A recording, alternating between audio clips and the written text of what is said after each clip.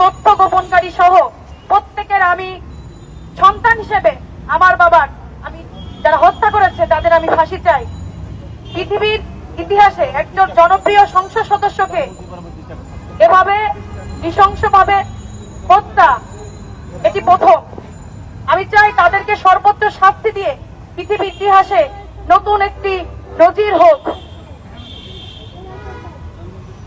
আমি মাননীয় প্রধানমন্ত্রীর সাথে কথা বলেছিলাম, তিনি কাউকে ছাড় দেন না, এটা আমরা সকলেই জানি। মাননীয় প্রধানমন্ত্রী আমার সাথে আছেন, তিনি একমাত্র অভিভাবক আমাদের মমতা মাই মা। তিনি আমাকে বলেছে তদন্তের মতন হবে, সকলের সর্বোচ্চ শাস্তি নিশ্চিত করা হবে।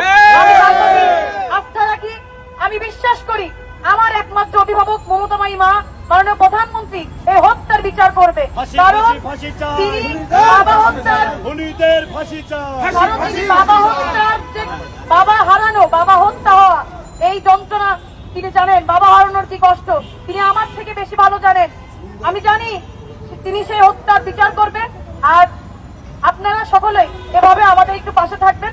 আজকে আমাদের এখানে উপস্থিত আছে আমাদের ইউনিয়ন আওয়ামী লীগের সভাপতি সম্পাদক চেয়ারম্যান আমাদের উপস্থিত আছেন, আমাদের ইউনিয়নের চেয়ারম্যান বিন্দু উপস্থিত আছেন, আমাদের উপজেলা পরিষদের চেয়ারম্যান সহ ভাইস চেয়ারম্যান আমাদের উপস্থিত আছেন, আমার ভাই মেয়র। তো সকলের কাছে আমি কৃতজ্ঞতা। সাবেক উপজেলার চেয়ারম্যান চাচা আছে উপস্থিত এখানে। আমি আবারও আপনাদের কাছে একটি কথাই বলবো, আপনারা আমার পাশে থাকবেন। যাই হোক, যত বড় নেতাই হোক, এটা আমার দেখার বিষয় না। আমি প্রথমও বলিনি, কারোর বিরুদ্ধে আমি কখনো অভিযোগ করিনি। আপনারা এটি প্রথম থেকেই দেখে আসছেন। আমার কথা হচ্ছে আমার বাবার হত্যা করা হয়েছে, আমি বিচার চাই। আমার বাবাকে আমি আর ফিরে পাবো না, আমি বিচার চাই, আমি ফাঁসি চাই। আমার মাননীয় প্রধানমন্ত্রীর প্রতি আস্থা আছে, তিনি আমার অভিভাবক, তিনি নিশ্চয়ই বিচার করবেন। আপনারা আমার পাশে থাকবেন, সকলে আমার বাবার জন্য দোয়া করবেন। আবারও আপনাদের প্রতি কৃতজ্ঞতা জানিয়ে আমি আমার কথা শেষ করছি। জয় বাংলা, জয় বঙ্গবন্ধু।